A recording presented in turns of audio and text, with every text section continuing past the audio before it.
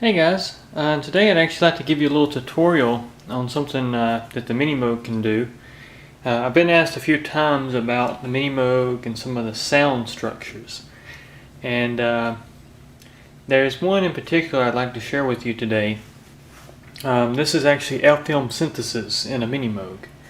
Most people think you have to have a DX7 or something like that to get the FM synthesis, but really in analog synthesizers where FM synthesis started, it's just with digital circuitry you can get a lot more precision than what you could with this, so you can get a lot more variations, which is why you have things like the DX7 and those kind of synths with FM synthesis. Basically all FM synthesis is modulation. It's frequency modulation is all it is.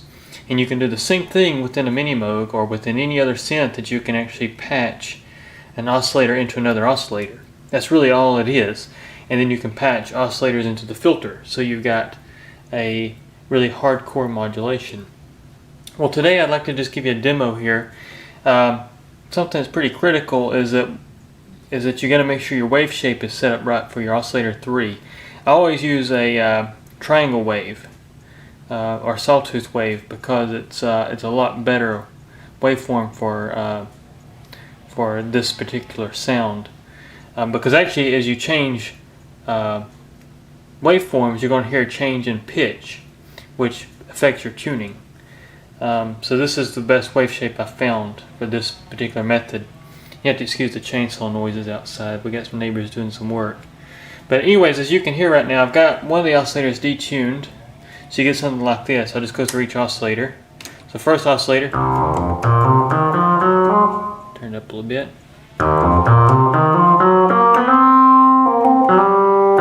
That's just a sawtooth set to 32 octave. Oscillator 2 is detuned, set to 4.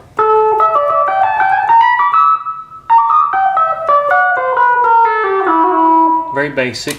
The two together get something like that. Third oscillator is actually still producing a tone, even though I'm using it as a frequency modulation source.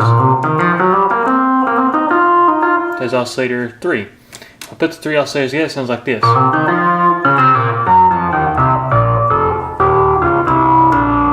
Not a lot of it's a good harmonic, but no FM synthesis yet. What I've done is I've actually turned on oscillator modulation, and I've got the filter modulation on. So when I bring this wheel up, you'll actually hear a big change. It's down.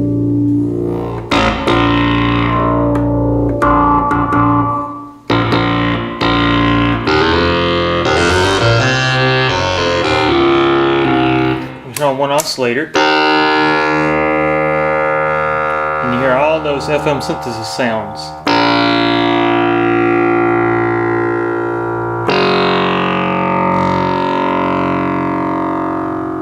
As you can hear things like that. I can change waveforms. You actually hear the square inside that.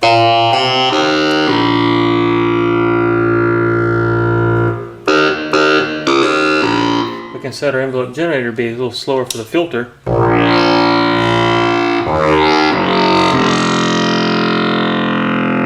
You get something like that with all three oscillators on though.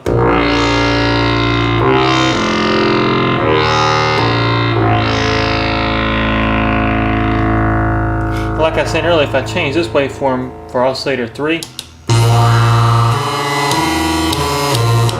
can hear a big change in the pitch. It does change the wave shape of your actual frequency modulation as well, and you can actually set it here and then retune it to whatever you'd want, and that's typically how I do FM synthesis on a Minimoog. But I just thought I'd share that. That's something that I hadn't really heard a lot of people talk about, and I thought that'd be something cool. But you can get all kind of different harmonics for sure. I'll turn that up. So that's just one oscillator, so. And you can actually set the amount by your modulation wheel. So now you can actually still hear the oscillator plus the FM synthesis going on. As you can hear.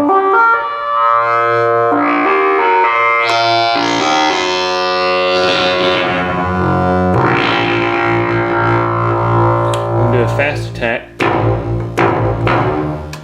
Turn these oscillators back on.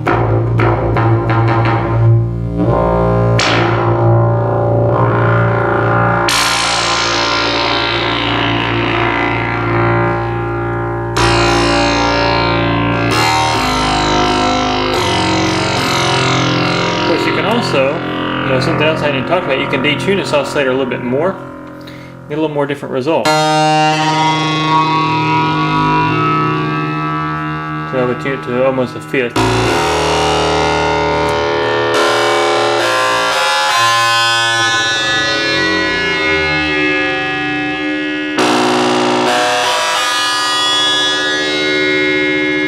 See, also what we got going on right now too is oscillator 3 still tracking. You can turn off the tracking for that.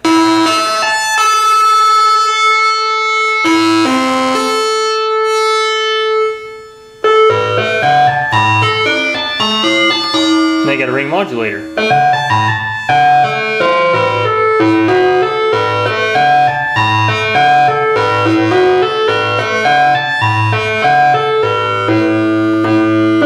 can tune it to your reference note.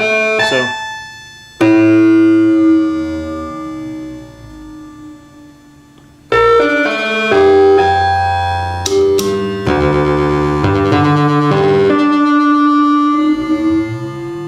and you can also detune this oscillator and get even more results. Because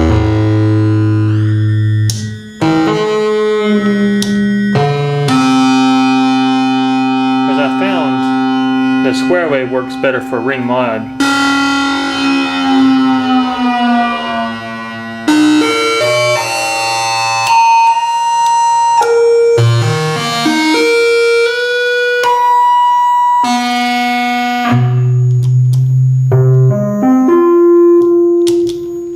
Maybe you hear all the different results.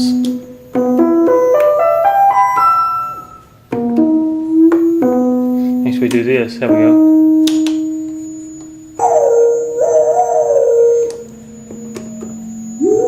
Turn on tracking.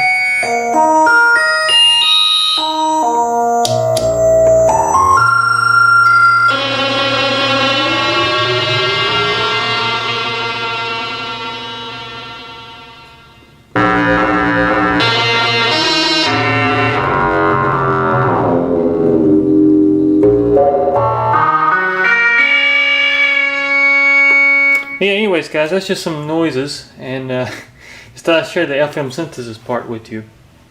But you can get a lot of variations in this, all based on how you set it up. You can change it however you want. So the Minimoog is still very flexible. I know a lot of people say, well, it's not flexible because it's not patchable, and that's true to some standards. I mean, you can't really patch out of it much. But within the inside of this realm here, you can do a lot of stuff. You just got to know kind of what you're looking at and how to go about doing it. You kind of have to know the approach, and that's really what I've studied for many years on a lot of these synths. And it's something that you don't necessarily have to have a Minimoog to do this kind of stuff. I mean, you can do it with any synth that you can introduce FM synthesis into, or even you can even use external. You can patch into like the oscillator of another synth, like the CV input for pitch. You could introduce a frequency source there and feed it into your oscillators, and you can get some of the same results. So there's a lot of textures you can get. The only problem is if you do it with patching in like that, though, is it's going to affect all three oscillators. So you still have that limited kind of capability, but with this, I mean, it's super cool. But alright guys, anyways, I just thought I'd share that with you today, and everybody take care.